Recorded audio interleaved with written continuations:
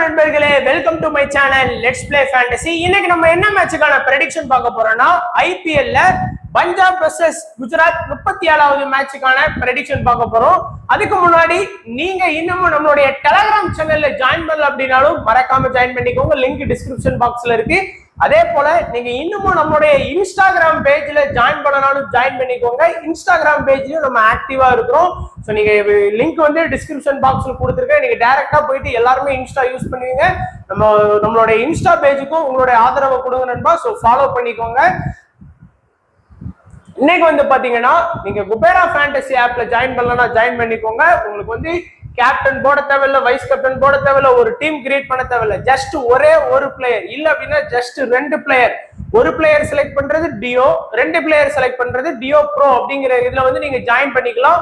So அது மட்டும் இல்லாம உங்களுக்கு வந்து பாத்தீங்கன்னா ஜிஎஸ்டி ஃப்ரீ தான். எந்த ஒரு டெபாசிட் அமௌண்ட்டுக்கும் ஜிஎஸ்டி கிடையாது. சோ நீங்க தாராளமா தைரியமா ட்ரஸ்டபிளா நீங்க வந்து குபேரா ஆப்ல ஜாயின் பண்ணிக்கோங்க. லிங்க் டிஸ்கிரிப்ஷன் பாக்ஸ்ல கொடுத்துருக்கிறோம். சோ இன்னைக்கு மேட்ச் வந்து பாத்தீங்கன்னா அகைன் பஞ்சாப்ல தான் இந்த மேட்ச் வந்து நடக்குது. லாஸ்டா வந்து பாத்தீங்கன்னா எம்ஐ வெர்சஸ் பஞ்சாப் இந்த மேட்ச் வந்து இந்த பிட்ச்ல யூஸ் பண்ணாங்க. அதுக்கான ரிப்போர்ட் தான் பாத்தீங்கன்னா உங்களுக்கு தெரியும். சோ பிட்சை பொறுத்த வரைக்கும் ஆஃப் சைடு வந்து பாத்தீங்கன்னா 63, ஓரளவுக்கு சின்னதுதான். ஸ்ட்ரைட்லயே வந்து பாத்தீங்கன்னா 72, மத்த பிச்சை கம்பேர் பண்ணும்போது சின்னதுதான். ஆனா லெக் சைடு பாத்தீங்கன்னா கொஞ்சம் அதிகமா மீட்டர் போட்டாங்க. ஸோ 70 to 75 இந்த சைடு வந்து பாத்தீங்கன்னா கொஞ்சம் கஷ்டம்.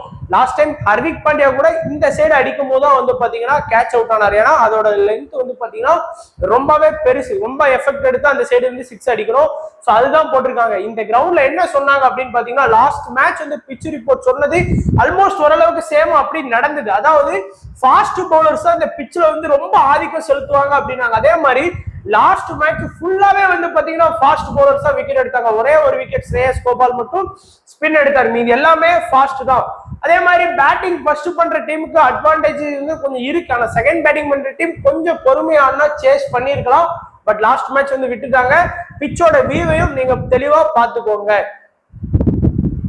சோ இப்போ வந்து லாஸ்டா நடந்த ஒரு 4 மேட்ச் ரிசல்ட் வந்து பாத்தீங்கன்னா உங்களுக்கு தெரியும். So Mi versus PBKS match பாருங்க. 192 ரன் அடிச்சாங்க, 83 ரன் நல்ல வெரைட்டி வந்தாங்க. பட் 9 ரன் வித்தியாசத்துல எம்ஐ வின் பண்ணிட்டாங்க. ஃபாஸ்ட் பவுலர்ஸ் தான் ஃபுல்லா ஆதிக்கம் செலுத்தினாங்க. அண்ட் இந்த மேட்ச் பஞ்சாப் வெர்சஸ் ஆர்ஆர் மேட்சும் பாத்தீங்க அப்படின்னா பஞ்சாப் வந்து ரொம்ப ஹை ஸ்கோர் பண்ணல. அதனால வந்து பாத்தீங்கன்னா ஆர்ஆர் வந்து அதையே வந்து கஷ்டப்பட்டு தான் சேஸ் பண்ணாங்க. 3 விக்கெட் வித்தியாசத்துல. இங்கேயும் ஃபாஸ்ட் தான் அதிகம். எஸ்ஆர்எச் வெர்சஸ் பிபிகேஎஸும் பஞ்சாப் வந்து நல்லா விரட்டி போனாங்க. ஆனா இந்த 2 ரன் வித்தியாசத்துல எஸ்ஆர்எச் வந்து வின் பண்ணுவாங்க. 15 விக்கெட் வந்து பாத்தீங்கன்னா ஃபாஸ்ட். சோ சேம் இந்த மேட்ச் ஈக்குவலும் ஒரே மாதிரி நடந்திருக்கு. அடுத்து டிசி வெர்சஸ் பஞ்சாப் மேட்சும் பாத்தீங்கன்னா பஞ்சாப் வந்து வின் பண்ணுவாங்க. ஃபாஸ்ட் அதிகமான விக்கெட் 4 விக்கெட்ல. சோ இந்த பிட்ச்ல நடந்த எல்லா மேட்சுமே இன்ட்ரெஸ்டிங்கா இருக்குது. லாஸ்ட் மேட்ச் கூட எம்ஐ வெர்சஸ் பஞ்சாப் மேட்ச் கடைசி ஓவர் வரைக்கும் போச்சு. ஆர்ஆர் வெர்சஸ் பஞ்சாப் மேட்ச் கடைசி ஓவர் வரைக்கும் போச்சு. எஸ்ஆர்எச் வெர்சஸ் பிபிகேஎஸ் மேட்சும் பாத்தீங்கன்னா கடைசி வரைக்கும் போச்சு. உணர்த்தட் பால்ல எப்படியோ வின் பண்ணுவாங்க. அந்த மாதிரி இந்த பிட்ச்ல நடந்த எல்லா மேட்சுமே சுவாரஸ்யமா இருந்த ஒரு மேட்சா தான் இருந்தது. அண்ட் ரெக்கார்ட் வைஸா பாத்தீங்கன்னா இந்த பிட்ச்ல டோட்டலா நமக்கு வந்து பாத்தீங்கன்னா 4 மேட்ச் நடத்திருக்காங்க. 2 பேட்டிங் ஃபர்ஸ்டும் 2 பேட்டிங் செகண்ட் வின் பண்ணிருக்காங்க. ஸ்கோர் வைஸா 0ல இருந்து 150க்குள்ள ஒரு இன்னிங்ஸும், 169க்குள்ள ஒரு இன்னிங்ஸும், 189க்குள்ள 5 இன்னிங்ஸும், 90+ பாத்தீங்கன்னா ஒரு இன்னிங்ஸ் ஸ்கோர் பண்ணிருக்காங்க. High score Mi 192, low score Punjab 147 score பண்ணிருக்காங்க. அண்ட் 2 டீமுக்கான ஹெட் டு ஹெட் இப்போ பாத்துடலாம். பஞ்சாப் வெர்சஸ் குஜராத் 4 மேட்ச் ஆடி இருக்காங்க.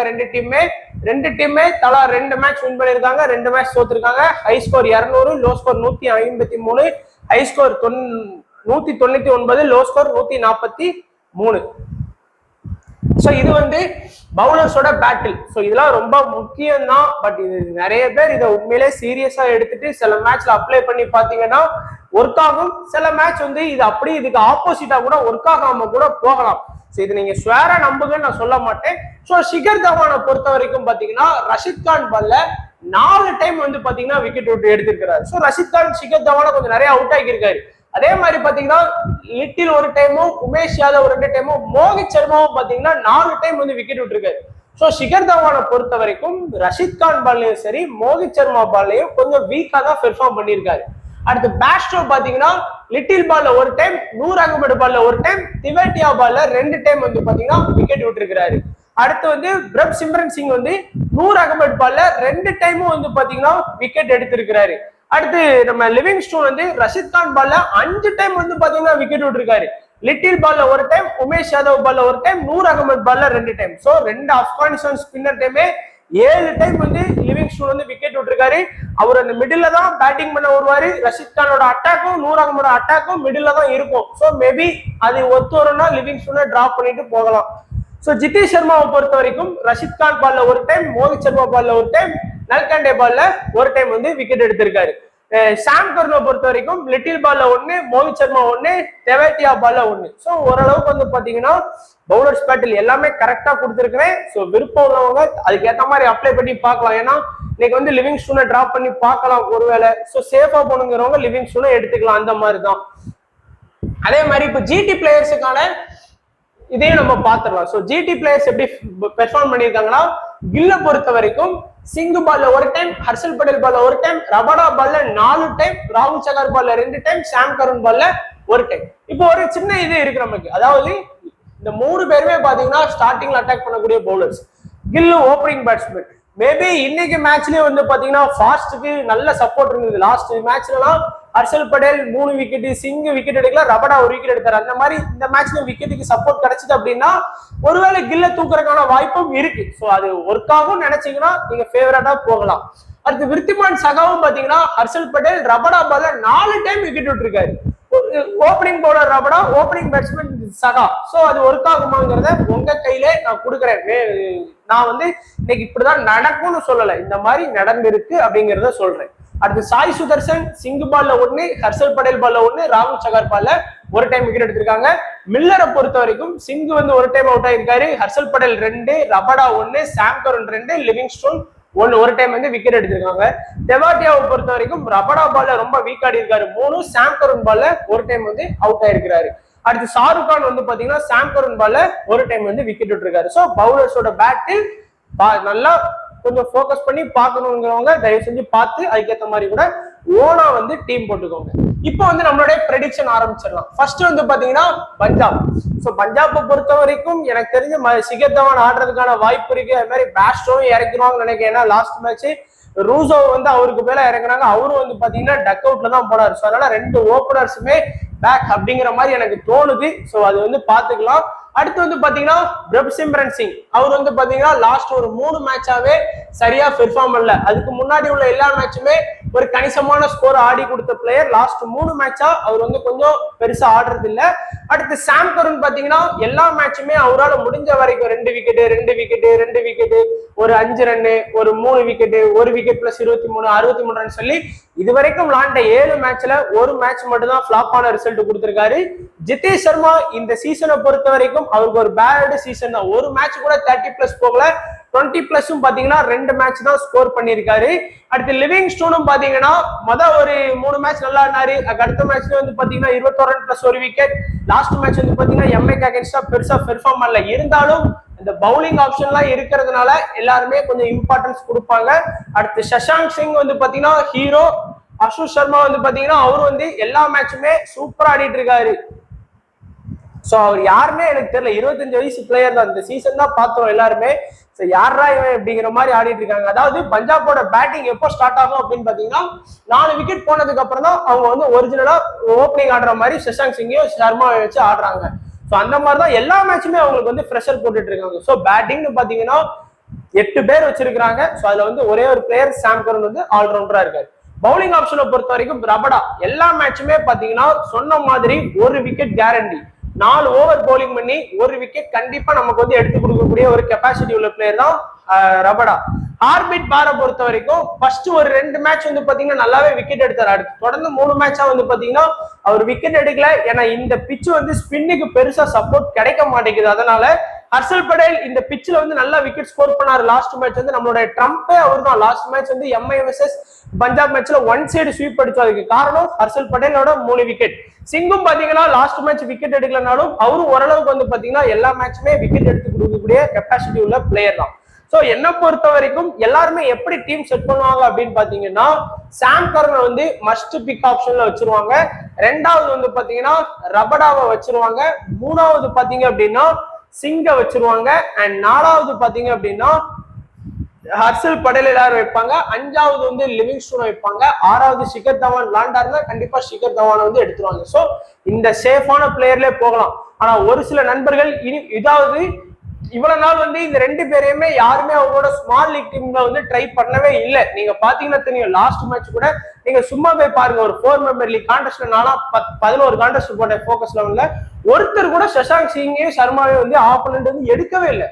11 கான்டெஸ்ட்ல வந்து பாத்தீங்கன்னா 4 மெம்பர் லீக்ல ஒருத்தர் கூட வந்து பாத்தீங்கன்னா சஷாங்க் சிங் இவங்க எடுக்கல. ஆனா இனிமேல் வரக்கூடிய மேட்ச்ல இந்த 2 பேரோட இம்பார்ட்டன்ஸ் வந்து இருக்கும். ஆப்போனன்ட் வந்து அட்லீஸ்ட் ஒரு 11 கான்டெஸ்ட்ல வந்து போடுறோம் அப்படின்னா அது ஒரு 3 பேர் ஆப்போனன்ட் வருவாங்க. ஒரு கான்டெஸ்ட்டுக்கு 3 ஆப்போனன்ட். எனக்கு 3 மெம்பர் லீக்னா 2 ஆப்போனன்ட். ஆமா 3 மெம்பர் லீக் 2 ஆப்போனன்ட்ல எப்படியாச்சும் பாத்தீங்க அப்படின்னா ஒரு 5 கான்டெஸ்ட்லயாச்சும் 2 பேர் யாராச்சும் எடுத்துட்டு வரக்கான வாய்ப்பு அதிகமாவே இருக்கும். அடுத்து பாத்தீங்கன்னா ஜிடி. சோ ஜிடி இந்த வாட்டி அந்த அளவுக்கு இல்ல அப்படிங்கிற மாதிரி தான் இருக்குது. சோ இன்னிங்ஸ் ஓபன் பண்ணக்கூடியது விருத்திமான் சகாவும் சுக்மன் கில்லும் தான். லாஸ்ட் மேட்ச்ல ரொம்ப புவரா பேட்டிங் பண்ணாங்க. சோ சகா வந்து பாத்தீங்கன்னா நல்லா ஆடக்கூடிய பிளேயர் தான். ஃபர்ஸ்ட் ஒரு 4 மேட்சா பாத்தீங்கன்னா மினிமம் ஃபேண்டசி பாயிண்ட் வாங்கி கொடுத்துருக்காரு. லாஸ்ட் மேட்ச் வந்து 2 ரன் தான். சுக்மன் கில்லு அடிச்ச அன்னைக்கு பாத்தீங்கன்னா நல்லா ஸ்கோர் பண்ணி கொடுக்குறாரு. இல்ல அப்படின்னா இந்த மாதிரி டிஜிட்ல போயிடாரு. லாஸ்ட் மேட்ச் கூட கேப்டனா ட்ரை பண்ணிட்டுமே நமக்கு வந்து பெருசா லாஸ் ஆகல. ரீசன் பாத்தீங்கன்னா காமனா எல்லாருமே சுக்மன் கில்ல ட்ரை பண்ணுவாங்க. சாய் சுதர்சன் எல்லா மேட்சுமே 30+ ஸ்கோர் பண்ண சாய் சுதர்சனே லாஸ்ட் மேட்ச் வந்து பாத்தீங்கன்னா 12 ரன் கிட்ட வந்துட்டாரு. அடுத்து டேவிட் மில்லர் ஒரு நல்ல மிடில் ஆர்டர். லாஸ்ட் மேட்ச் அவருமே பெருசாடல. விஜய் சங்கருக்கு மேல அபிநய் மனோகர் எடுத்தாங்க. அவரும் லாஸ்ட் 2 மேட்சா கிடைச்ச வாய்ப்பை சிங்கிள் டிஜிட்ல ஸ்கோர் பண்ணிட்டு இருக்காரு. தெவேட்டியாவும் லாஸ்ட் மேட்ச் வந்து ஒரு 10 ரன் தான் ஸ்கோர் பண்ணாரு. அதுக்கு முந்தின எல்லா மேட்சுமே ஒரு கணிசமான ஸ்கோர் ஆடி இருக்காருங்கிறது நோட் பண்ணிக்கோங்க. ஷாருக் கானுமே அவருக்கு கிடைச்ச சான்ஸை பெருசா பயன்படுத்திக்கல. இன்னுமே 14 ரன், அடுத்த மேட்ச்ல வந்து 10 ரன். சோ பேட்டிங் லைனப்னு பாத்தீங்கன்னா 7 பேர் இருக்காங்க. இந்த 7 பேர்ல எல்லாருமே காமனா செலக்ட் பண்ணக்கூடியது ஒன்னு சுக்மன் கில்லி, இன்னொன்னு வந்து பாத்தீங்கன்னா சாய் சுதர்சன், இன்னொன்னு பாத்தீங்க அப்படின்னா விருத்திமான் சகாவை 3வது ஆப்ஷன்ல எடுக்காங்களா இல்லைன்னா மில்லர் எடுக்காங்களா அப்படிங்கறதுதான் ஆப்ஷன். வேற யாருமே பாத்தீங்கன்னா ஸ்மால் லீக்கை பொறுத்த வரைக்கும் அபிநய் மனோகரையோ ராகுல் தெவாட்டியாவையோ ஷாருக் கானையோ வந்து போக்கஸ் பண்ண மாட்டாங்க. சோ இந்த 4 பேர் தான். ஒண்ணு அதுல வந்து கில்லு பிக்ஸ்டு, அதே மாதிரி ஷாருக் கானையும் எல்லாரும் எடுத்துருவாங்க, சாய் சுதர்சனையும் எல்லாரும் எடுத்துருவாங்க. சோ 2 பேரும் எடுத்துருவாங்க. 3வது உங்க ஆப்போனன்ட் வந்து ஒன்னே விருத்திமான் சகாக்கு தூக்கிட்டு வருவான், இல்ல அப்படின்னா டேவிட் மில்லர் எடுத்துட்டு வர்றதுக்கான வாய்ப்பு இருக்கு. என்ன பொறுத்த வரைக்கும் விருத்திமான் சகாவோட போறது பெஸ்டா இருக்கும். ஏன்னா விக்கெட் கீப்பர் ஆப்ஷன்ல இருக்கிறாரு. ஒரு 2 கேட்ச் பிடிச்சா கூட மில்லர் அடிக்கிற ஒரு 15 ரன் ஈக்குவல் பண்ணி சகா அந்த பவர் பிளேல கொஞ்சம் ஸ்கோர் பண்ணிட்டாருன்னா ஈஸியா இருக்கும். பட் ரபடா பால்ல கொஞ்சம் வீக்கா சகா பெர்ஃபார்ம் பண்ணதுனால நீங்க மில்லர் கூடயும் போகலாம், அந்த மாதிரியும் இருக்குது. சோ அதனால இந்த 3வது ஆப்ஷன்ல 2ல யாராச்சும் ஒருத்தரை வந்து நீங்க சூஸ் பண்ணிக்கோங்க.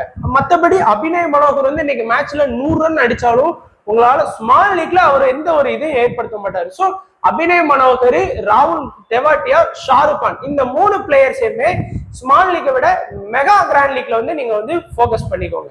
பவுலிங் ஆப்ஷனை பொறுத்த வரைக்கும் ரஷித் கான், ஜான்சன், நூர் அகமட், சந்தீப் வாரியர், மோகித் சர்மா. ரஷித் கான் எல்லா மேட்சுமே 4 ஓவர் பவுலிங் பண்ணி மினிமம் 1 விக்கெட் எடுக்கிறதுனால நல்ல ஒரு இம்பார்ட்டன்ட் பிளேயரா இருப்பாரு.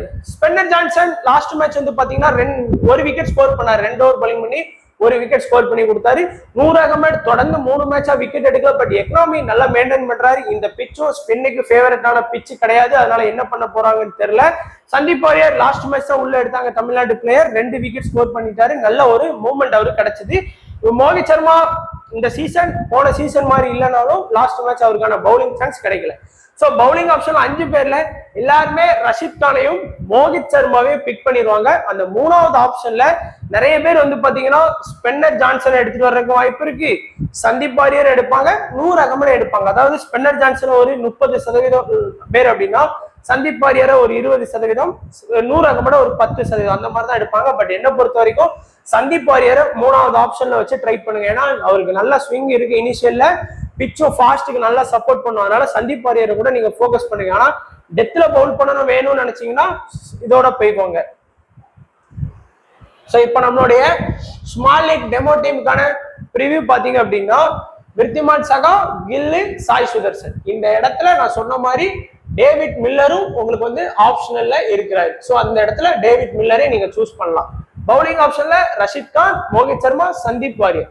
சோ இதுல வந்து ஸ்பென்னர் ஜான்சன் இருக்காரு. அதே மாதிரி பாத்தீங்கன்னா நூர் அகமட், இந்த 2 பேரையுமே வந்து பாத்தீங்கன்னா நீங்க வந்து ட்ரை பண்ணி பார்க்கலாம். இது ஒரு சேஃபான டீமா இருக்கும் உங்களுக்கு. அதே மாதிரி பஞ்சாபை பொறுத்த வரைக்கும் சாம் கருண், லிவிங்ஸ்டோன், ரபடா, சிங், ஹர்ஷல் பட்டேல். இந்த லிவிங்ஸ்டோன் இடத்துல நீங்க ஒருவேளை தவான் பிளேயிங் லெவல்ல வந்தாரு அப்படின்னா, இல்லைன்னா பேஸ்டோ பிளேயிங் லெவல்ல வந்தா கூட நீங்க லிவிங்ஸ்டோனுக்கு பதிலா இன்னைக்கு ட்ரை பண்ணி பாருங்க. மற்றபடி யாருமே இந்த ரபடா, சிங், ஹர்ஷல் பட்டேல் வந்து சேஞ்ச் பண்ண வேணாம். எப்படியும் ஜிடி ஒன்றும் பெருசா ஆடுறது இல்லை. அதுவும் குறிப்பா ஃபர்ஸ்ட் இன்னிங்ஸ்ல பவுலிங் பண்ணாங்கன்னா இந்த 3 பேருமே வைங்க. செகண்ட் இன்னிங்ஸ்ல பவுலிங் பண்ணாங்க அப்படின்னா யாராச்சும் ஒருத்தரை டிராப் பண்ணிட்டு பார்க்கலாம். ஸோ ஃபைனல் டெமோ டீம் நம்ம சேனல்ல கொடுப்போம். சாம் கருண் கேப்டன். என்ன ரீசன் பாத்தீங்கன்னா எல்லா மேட்சுமே 1 விக்கெட்டா இல்ல 2 விக்கெட்டா ஸ்கோர் பண்ணிடுறாரு. பிளஸ் ஒரு 15 ரன் கிட்டயாச்சும் அடிச்சாருன்னா கூட அது யூஸ்ஃபுல்லா இருக்கும். ஸோ அதனால சாம் கருணை வந்து எல்லாருமே கேப்டனா தூக்கிட்டு வர்றதுக்கு வாய்ப்பு இருக்கு. சுக்மன் கில் எல்லா மேட்சுமே கொஞ்சம் நல்லா ஸ்கோர் பண்றாரு. இந்த பிச்சுமே ரோஹித் சர்மா, சூரியகுமார் யாதவ் எல்லாருமே ஸ்கோர் பண்றாங்க. ஸோ அதனால ஒரு 40+ ரன் அடிச்சா கூட அது வைஸ் கேப்டனுக்கு வந்து சூப்பரா இருக்கும். ரஷித் கான், இந்த எனக்கு தெரிஞ்சு இந்த பிச்சில் ரஷித் கான் வைஸ் கேப்டனா வேணாமான்னு தோணுது. ஏன்னா நீங்களே பாத்தீங்க அந்த 4 மேட்ச் நடந்ததை பாத்தீங்க. ஸ்பின் எவ்வளவு விக்கெட் எடுத்தாங்க, ரொம்ப கம்மியா தான் எடுத்திருக்காங்க. பட் வேணும்னா ட்ரை பண்ணுங்க. ரபடா, சாய் சுதர்சனா இருக்கட்டும், கில்லா இருக்கட்டும், சகாவா இருக்கட்டும், எல்லாரையுமே ரபடா வந்து விக்கெட் எடுத்திருக்கிறாரு இந்த நல்லா பேட்டில். ஸோ அதனால ரபடாவை கூட ஈஸியா ஃபோக்கஸ் பண்ணி பார்க்கலாம். அதே மாதிரி மோகித் சர்மா அந்த டீமோட டெத் பவுலர், அதனால ட்ரை பண்ணலாம். ஸோ எனக்கு தெரிஞ்சு இந்த 5 பேரோட தான் உங்க ஆப்போனன்ட் வருவாங்க. நீங்க ஒரு 4 மெம்பர் லீக் பிளே பண்ணீங்கன்னா கூட, இல்ல ஒரு 3 மெம்பர் லீக் பிளே பண்ணீங்கன்னா கூட இந்த 5 பேர் தான் உங்க ஆப்போனன்டோட கேப்டன் வைஸ் கேப்டனா இருப்பாங்க. அதுக்கேற்ற மாதிரி இது பண்ணிக்கோங்க. Trump, BCom, மில்லரி, Simran Singh, heirship Singh, அடுத்து சந்தீப் வாரியர், ஜான்சன், இந்த 5 பேரையுமே, ஸ்பின்னர் ஜான்சன் எல்லாரையுமே கொஞ்சம் ஃபோக்கஸ் பண்ண நினைக்கிறவங்க கொஞ்சம் தைரியமா ஃபோக்கஸ் பண்ணி பார்க்கலாம். ஸோ இதுதான் நண்பா நம்மளுடைய prediction Punjab versus GT. So video கண்டிப்பா பிடிச்சிருக்குன்னு நினைக்கிறேன். மறக்காம நம்மளுடைய இன்ஸ்டாகிராம் பேஜை ஃபாலோ பண்ணிக்கோங்க. ஸோ வீடியோ பார்த்த எல்லா நண்பர்களுக்கும் நன்றி, வணக்கம். தேங்க்ஸ் ஃபார் வாட்சிங் நண்பா.